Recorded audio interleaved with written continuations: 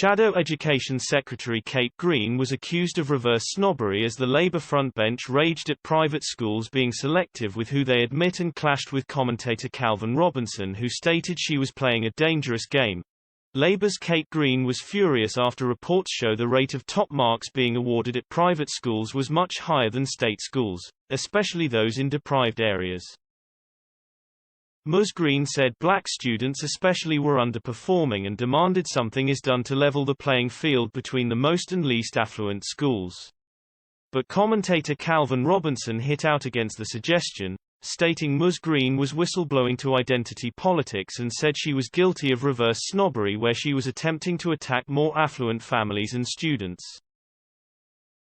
Labour analysis suggests private schools have 50% higher marks than their state comprehensive counterparts, which they say is widening the gap between the richest and poorest in society. They add many talented students are unable to reach their full potential because they are locked out of private schools which could nurture them. Ms. Green says schools should be brought up to the same standards as private schools but faced criticisms over where she would get the money from.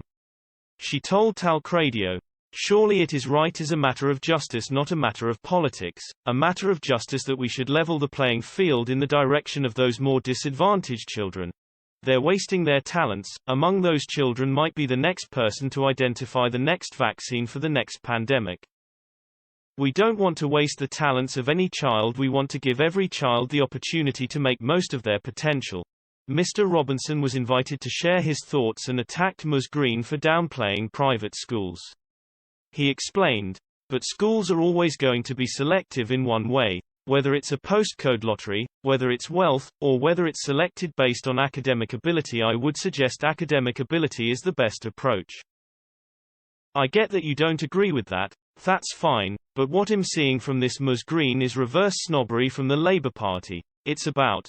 Ms. Green interjected and said Mr. Robinson was sloganizing and that her beliefs were based on evidence and fact.